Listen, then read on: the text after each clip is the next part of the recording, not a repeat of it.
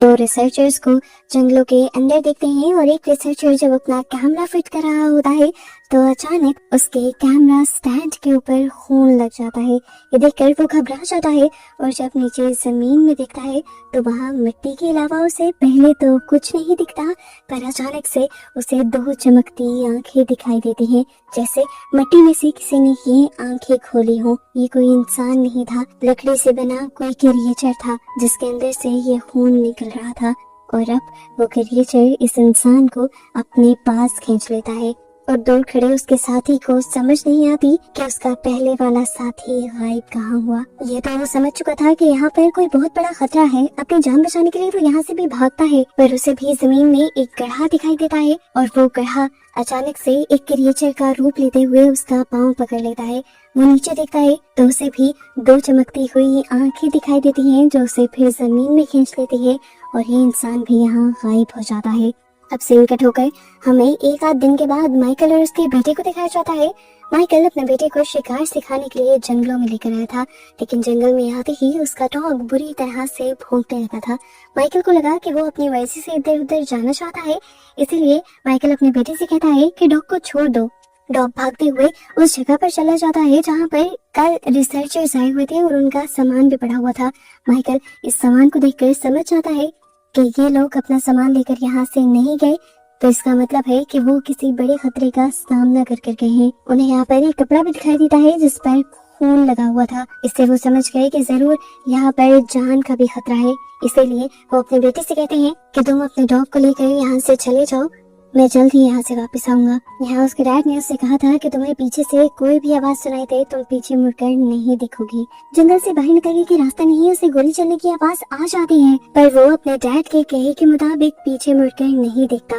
अब कुछ देर बाद इसे जंगल के करीब से हमें गुजरती हुई एक कार को दिखाया जाता है जिसके अंदर 4 FBI ऑफिसर थे जो किसी सेमिनार के लिए जा रहे थे। इन्हें यहाँ आगे का रास्ता बंद मिलता है क्योंकि आगे पुलिस इन्वेस्टिगेशन कर रही थी उन गुमे हुए लोगों की। यहाँ FBI ऑफिसर म्यूल्टर को सेमिनार में कोई इंटरेस्ट नहीं था, वो तो बल्कि अब ये जानना चाहते थे कि आखिर जंगल में क्या क्राइम हो गया।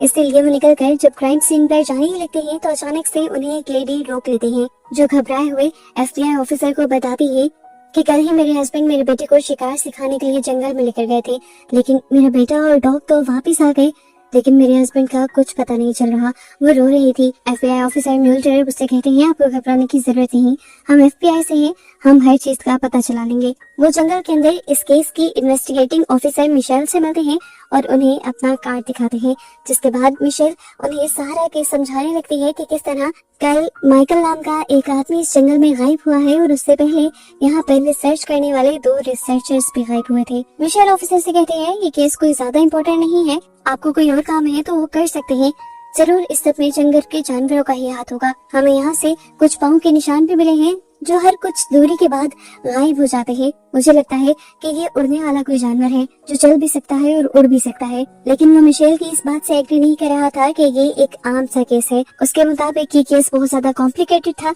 यही चीज वो अपने कलीग से भी डिस्कस करता है और उन्हें बताता है कि ये केस इसलिए कॉम्प्लिकेटेड है क्योंकि जंगल का कोई भी जानवर सबसे पहले कमजोर चीज पर अटैक करता है, लेकिन उन्होंने माइकल के बेटे को छोड़ दिया और माइकल पर हमला किया, इसका मतलब वो कोई ताकतवर चीज है। म्यूल्टर मिशेल से कह आया था कि अगर तुम्हें हमारी कोई भी मदद की जरूरत हो तो तुम हमें बुला सकती हो, हम पास के ही होटल में रुक रहे हैं। लेकिन मिशेल को लग रहा था कि ऑफिसर बहुत ज्यादा ही सोच रहे हैं, ये बहुत ज्यादा आम केस है। यहाँ पर ऑफिसर अपनी क्लिक को ये भी बताते हैं कि मुझे लगता है कि इसके पीछे किसी क्रिएचर का हाथ है और मैं ये सारी चीजें पता चला कर ही रहूंगा, और इसके लिए मुझे माइकल के घर ही जाना पड़ेगा जो बहुत पास से है। वो अब यहाँ से घर जाने के लिए निकल जाते हैं, जबकि हमें दिखाया जाता है कि माइकल की वाइफ अपने बेटे को सुलाने की कोशिश कर रही थी, लेकिन ये दोनों सो नहीं पा रहे थे क्योंकि उनका डॉग बाहर देखकर बार बार जोर जोर से भौंक रहा था। वो जंगल की तरफ देखकर भौंक रहा था। लुइस की मॉम उसे बार बार चुप होने के लिए कहती है, लेकिन वो चुप नहीं होता।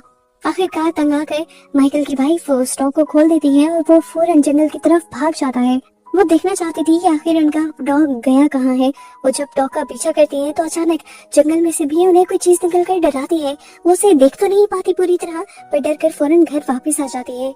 वो जल्दी से दरवाजा खोलकर घर के अंदर आना चाहती थी, लेकिन अब घर का दरवाजा तो लॉक था। वो बार बार दरवाजे को नॉक करती है, अपने बेटे को आवाज देती है। उनका बेटा उनकी आवाज सुन भी लेता है और जब वो दरवाजा खोलने ही वाला होता है तो उनके सामने वही क्रिएचर आ जाती है जो अभी तक हमें भी नहीं दिखाई गई। वो बच्चा उस क्रिएचर से बचकर भागने लग जाता है और इसी सब के दौरान वो ऑफिसर से टकरा जाता है जो चुपके से इनके घर के अंदर आए थे इन्वेस्टिगेशन करने के लिए। ऑफिसर उस बच्चे को काम डाउन करते हैं और पूछते हैं कि आखिर क्या हुआ, इस तरह क्यों भाग रहे हो। तब वो बच्चा बताता है कि मुझे यहाँ पर वो क्रिएचर दिखी थी। किसी को भी उस बच्चे और उसकी मॉम की बातों पर यकीन नहीं था, पर ऑफिसर को था। इसीलिए अगले ही दिन वो अपनी पूरी इन्वेस्टिगेटिंग टीम को इस घर पर बुला लेते हैं। यहाँ पर ऑफिसर म्यूल्डर को उनके साथ ही यहाँ तक के पुलिस ऑफिसर्स भी ये समझाने की कोशिश करते हैं कि बच्चा स्ट्रेस में है, जरूर उसने कुछ खुद से ही देख लिया होगा और अज्यूम कर लिया होगा। लेकिन म्यूल्डर जानता था कि वो बच्चा सच बोल रहा है। तब म्यूल्डर कहते हैं वो बच्चा कह रहा है कि उसने एक इंसान जैसी लंबे क्रिएचर को देखा है जिसकी आंखें लाल थी। और ये देखो, दरवाजे के पास किसी के पैरों के निशान भी हैं। ऐसे ही पैरों के निशान मैंने जंगल में भी देखे थे, और ये पैरों के निशान ना ही किसी जानवर के हैं और ना ही किसी इंसान के। ये देखते हुए मिशेल भी अब कहते हैं मुझे भी यही लग रहा है कि जरूर ये कोई नई तरह का जानवर है जिसके बारे में हम लोग नहीं जानते, जो चल भी सकता है और उड़ भी सकता है, क्योंकि हर कुछ फासले के बाद इनके पाँव के निशान गायब हो जाते हैं। मिशेल कहती है कि चीज जो भी है, अगर हमने जल्द ही इसे नहीं पकड़ा तो वो बहुत से लोगों को अपना शिकार बना लेगी। फाइनली म्यूल्डर को कोई एक तो मिला था जो उसका साथ दे रहा था। म्यूल्डर मिशेल के साथ अब जंगल के अंदर जाने का फैसला करता है और साथ ही वो ये भी फैसला करते हैं कि वो एक टेक इंजीनियर भी अपने साथ लेकर जाएंगे, क्योंकि इस तरह तो उन्हें वो क्रिएचर नजर नहीं आ रही, लेकिन दुनिया की सभी क्रिएचर टेम्परेचर सेंसिटिव होती हैं। उनका टेम्परेचर हाई होता है। जैसे ही यहाँ पर हाई टेम्परेचर की कोई चीज गुजरेगी, उसका टेम्परेचर इनके डिवाइस में सेंस हो जाएगा और उन्हें वो क्रिएचर पता चल जाएगी। यह मिशेल सबको कहती है कि हमें एक साथ रहना है, किसी भी सूरत पे हमें इधर उधर नहीं जाना, क्योंकि ये बहुत ही खतरनाक जंगल है। जंगल में आगे बढ़ते हुए मिशेल ने बहुत सारे व्हाइट पत्थर लिए हुए थे जिन्हें वो जगह जगह रखती जा रही थी ताकि वापस आते हुए इन्हें रास्ता ना भटके। लेकिन तभी हमें एक अजीब सा हाथ दिखाया जाता है जो गिरगिट के जैसे रंग बदल रहा था। वो पत्तों के ऊपर जा रहा था तो उसके हाथ पत्तों जैसे हो रहे थे, और वो अगर लकड़ी के पास था तो उसके हाथ लकड़ी के रंग के हो रहे थे। और वो हाथ अब मिशेल के रखे हुए हर पत्थर को हटाता जा रहा था, जैसे वो खुद इन सारे इंसानों को यहीं पर रखने के लिए ट्रैप बना रहा हो। और इस चीज से हमें समझ आ जाता है कि वो क्रिएचर ना सिर्फ खतरनाक है बल्कि बहुत ज्यादा चालाक भी है। और उसके हाथ को देखकर अंदाजा हो जाता है कि लगभग उसकी बॉडी इंसानों से मिलती जुलती है। अब जंगल में आगे बढ़ते हुए इनके हीट डिटेक्टर में कुछ डिटेक्ट हो जाता है। 30 मीटर की दूरी पर ये अपने हीट डिटेक्टर के अंदर दो क्रिएचर्स को देखते हैं जिनकी बॉडी हीट डिटेक्टर में भी इंसानों की बॉडी जैसी ही नजर आती है। और ये लोग हैरान तब हो जाते हैं जब इन्हें पता चलता है कि ये इस जगह पर एक नहीं बल्कि दो क्रिएचर्स हैं जो कि अलग-अलग डायरेक्शंस में भाग रही हैं। ये लोग हर हाल में उस क्रिएचर को पकड़ना चाह रहे थे, इसीलिए मिशेल और उसके साथ एक साथी दूसरी डायरेक्शन में भागने लग जाते हैं, जबकि FBI ऑफिसर और टेक इंजीनियर दूसरी डायरेक्शन में भागने लग जाते हैं। जल्द ही ये दोनों ग्रुप्स एक दूसरे से बहुत ज्यादा दूर चले जाते हैं। ये लोग यहीं पर जब उस क्रिएचर को ढूंढने की कोशिश कर रहे थे, तभी अचानक मिशेल को कोई नीचे खींच लेता है। मिशेल के साथी का मुंह इस टाइम दूसरी तरफ था, इसीलिए वो उसे देख नहीं पाती, लेकिन वो खतरा यहाँ पर भांप लेती है। मिशेल के गायब होते ही उसके साथी बहुत ज्यादा पैनिक हो चुकी थी। वो जोर जोर से यहाँ पर आवाजें लगाती है और म्यूडल और टेक इंजीनियर को यहाँ पर बुला लेती है। और जब वो उन्हें बताती है कि मिशेल गायब हो गई, तो वो लोग भी और ज्यादा पैनिक हो जाते हैं। इन सारी चीज को देखते हुए FBI ऑफिसर ये कहते हैं कि जितना मैंने सोचा था, ये क्रिएचर उससे भी कहीं ज्यादा चालाक और खतरनाक है। उसने हम में से किसी कमजोर को टारगेट नहीं किया, बल्कि सबसे पहले मिशेल को टारगेट किया, क्योंकि वो जानता है कि मिशेल को इस जंगल के बारे में पता है। वही हमें इस जंगल से बाहर निकाल सकती थी और वही हम सब में सबसे ज्यादा मजबूत थी। टेक इंजीनियर इन सारी चीजों को देखते हुए और भी ज्यादा घबरा जाता है और वो ऑफिसर से कहता है कि हमें जल्द से जल्द यहाँ से निकलना चाहिए, जबकि ऑफिसर को लग रहा था कि उन्हें मिशेल की जान बचानी चाहिए। पर क्योंकि ऑफिसर के दोनों बाकी दूसरे साथी वो डरे हुए थे, तो ऑफिसर उन्हें यहाँ रोकने के लिए फोर्स नहीं कर सकते थे। इनकी बात मानते हुए मॉड्यूलर अब जंगल से बाहर निकलने लग जाता है और इस दौरान ये लोग क्रिएचर के बारे में बातें करते हुए आगे बढ़ते हैं। कोली सवाल करती है कि आखिर ये क्या है। तब वो ऑफिसर बताते हैं कि शायद तुम लोग बिलीव ना करो, लेकिन ये एक बहुत पुरानी कहानी है। सालों पहले यहाँ पर कुछ क्रिएचर्स हुआ करते थे जो जानवरों को मार दिया करते थे। वो क्रिएचर्स इंसानों से ही बने थे और सभी लोग उन क्रिएचर्स से डरा करते थे। और मुझे लगता है कि वही क्रिएचर्स इस टाइम इस जंगल में हैं। यहाँ पर रास्ते के ऊपर ध्यान रखा हुआ था उस टेक इंजीनियर ने। वो टेक इंजीनियर जब बाहर निकलने का कोई भी रास्ता नहीं देख पाता तो कंफ्यूज हो जाता है और झुंझला कर इन सबको बताता है कि मिशेल ने यहाँ पर जो निशानियां रखी थी वो गायब हो चुकी हैं और मैं आप लोगों को यहाँ से बाहर नहीं निकाल पा रहा। इतनी देर में इनकी बातों के दौरान दोबारा इनकी डिवाइस बजने लग जाती है और इन्हें पता चलता है कि इस टाइम इनके सामने कोई क्रिएचर है जो इन्हें नजर नहीं आ रही थी। म्यूडल बहुत ध्यान से उस क्रिएचर पर नजर रखे हुए था। वो उसे मारना चाहता था लेकिन वो नाकाम हो जाता है और जल्द ही वो क्रिएचर उसकी आंखों से ओझल होने में कामयाब हो जाते हैं। म्यूडल परेशान होकर अपने के लिए कोली को देखता है और जब ये लोग वापस आने की कोशिश करते हैं तो ये लोग परेशान हो जाते हैं क्योंकि अब इन्हें पता चलता है कि टेक इंजीनियर को भी वो क्रिएचर्स यहाँ से गायब कर ले जा चुकी हैं। ये लोग और भी ज्यादा घबरा जाते हैं और इससे पहले कि अपने आप को बचाने का और सबको बचाने का ये लोग कोई और प्लान बना पाती, कोई म्यूडल को ही पैरों की तरफ से खींचते हुए यहाँ से ले जाने की कोशिश करता है। कोली घबराते हुए उसी डायरेक्शन में भागती है और उसे वो क्रिएचर थोड़ी बहुत नजर भी आती है। म्यूडल को बचाने के लिए वो इस क्रिएचर पर गोलियां चलाती है जिससे वो इस क्रिएचर को मार तो नहीं पाती लेकिन कम से कम ये हो जाता है कि वो क्रिएचर मॉड्यूल को छोड़कर यहाँ से भागने में कामयाब हो जाता है। कोली की चलाई गोलियों की वजह से म्यूडल का कंधा भी बहुत ज्यादा जख्मी हो चुका था और अब जंगल में रात भी हो चुकी थी। म्यूडल कोली से कहता है कि मैं जख्मी हूँ, मैं जाग नहीं सकता, लेकिन तुम्हें जाकर पूरी रात यहाँ पर पहरा देना होगा। कोली सबके लिए मान जाती है और ये लोग रात इसी जंगल में गुजारते हैं और सुबह जब म्यूडल की आंख खुलती है तो वो देखता है कि कोली उसके पास थी ही नहीं। वो परेशान हो जाता है क्योंकि अब उसे लगने लगा था कि जरूर कोली को भी वही क्रिएचर्स ले जा चुके होंगे, लेकिन असल में ऐसा कुछ नहीं था। कोली बस अपने खाने पीने का इंतजाम करने के लिए जंगल में गई थी। ये देखकर म्यूडल की सांस में सांस आती है। खैर कोली अपनी जमा की हुई कुछ खाने पीने की चीजों के साथ वापस आ ही रही थी कि अचानक से उसके जोर से चिल्लाने की आवाज आती है। म्यूडल भागकर जब उसकी तरफ जाता है तो देखता है कि कोली एक गड्ढे के अंदर गिरी हुई थी। म्यूडल जब इस गड्ढे के अंदर देखता है तो हैरान रह जाता है। इस गड्ढे के अंदर उसके सभी साथी जिंदा थे और यहाँ पर वो क्रिएचर भी था जो इन सभी इंसानों का शिकार कर उन्हें यहाँ लाया हुआ था। इससे पहले कि वो क्रिएचर इन दोनों के साथ कुछ भी करता, म्यूडल बिना वक्त जाए किए अपनी गन पहले उस खड़े में फेंकता है और फिर खुद भी उस खड़े ही में जंप लगा लेता है।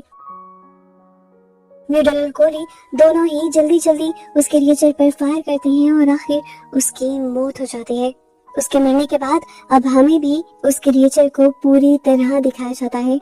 ये क्रिएचर दिखने में इंसान ही था, उसकी बॉडी इंसानों जैसी थी, उसकी रिब्स भी थी, मुंह था, नाक था, सब कुछ था, लेकिन बाहर से स्किन किसी लकड़ी की तरह थी। इसे इंसान कहा जाए या नहीं, इन्हें ये भी समझ नहीं आ रहा था। ये लोग बॉडी को गौर से देख रहे थे, उसकी बॉडी में से बिल्कुल इंसानों की तरह खून भी निकल रहा था। इससे पहले कि ये लोग समझ पाते यहाँ पर क्या है, इसी जंगल में FBI की टीम आ जाती है जो इन सबको रेस्क्यू करना चाहती थी। जल्द ही FBI के लोगों को वो कड़ा मिल जाता है जिसके अंदर ये सब लोग फंसे हुए थे और सभी लोगों को रेस्क्यू कर लिया जाता है। यहाँ माइकल को जिंदा देखकर उसकी फैमिली भी बहुत ज्यादा खुश हो जाती है। यहाँ पर उस क्रिएचर की डेड बॉडी को भी उठा लिया जाता है और FBI के लोग उस पर रिसर्च करने के लिए उस डेड बॉडी को यहाँ से ले जाते हैं। अब यहाँ म्यूडल का साथी उससे सवाल करता है, क्या तुम जानते हो कुछ इन क्रिएचर्स के बारे में? तो वो बताता है, हाँ, मैं पहले से ही जानता था। ये कुछ रशियन क्रिएचर्स हैं और ये कहानी हजारों साल पुरानी है। वो कहता है कि रशिया के लोग मानते थे कि इस जंगल में एक फाउंटेन ऑफ यूथ है जिसका पानी पीने से इंसान हमेशा के लिए जिंदा रह सकता है। वो कहता है कि बहुत से लोगों का मानना है कि उन लोगों को फाउंटेन ऑफ यूथ मिल गया था और बहुत से लोगों ने उसका पानी भी पी लिया था, पर जिन लोगों ने उसका पानी पिया था वो ये नहीं जानते थे कि किसी चीज को पाने के लिए कुछ खोना भी पड़ता है। उन्हें लंबी जिंदगी तो मिल गई थी, लेकिन अब उनका बाहरी जिस्म इंसानों जैसा नहीं रहा था। वो बाहर से लकड़ी की तरह दिखने लगे लेकिन अंदर से इंसान ही रहे। अपने एग्जिस्टेंस को छुपाने के लिए उन्होंने इसी जंगल में रहने का फैसला किया और लोग उन्हें राक्षस समझने लग गए, यानी मॉन्स्टर समझने लग गए और उनका शिकार करने लगे। और अपने आप को बचाने के लिए उन क्रिएचर्स ने फिर इंसानों को ही मारना शुरू कर दिया। यह सिलसिला सालों तक चलता आ रहा है। अगर कोई इंसान उन क्रिएचर्स को देख लेता है तो वो क्रिएचर उन्हीं इंसानों को मार देते हैं और आज भी जंगल में ऐसे ही कई क्रिएचर्स मौजूद हैं। ये क्रिएचर्स हजारों सालों से जिंदा हैं और अगर कोई भी उनकी इस जगह पे आता है तो वो उसे मार देते हैं।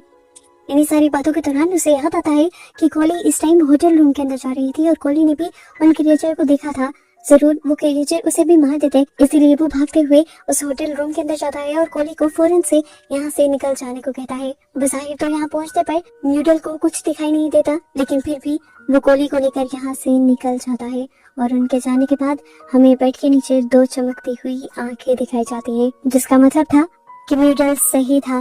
वो क्रिएचर उन्हें मारने आया था, लेकिन न्यूडल की जहानत की वजह से उसने अपनी और कोली दोनों की ही जान बचा ली थी। अब न्यूडल कोली को लेकर इस टाउन से दूर चला जाता है ताकि इनकी जान हमेशा के लिए सेफ रहे, और ऐसे ही इन्हें दिखाते हुए ये कहानी यहाँ खत्म हो जाती है।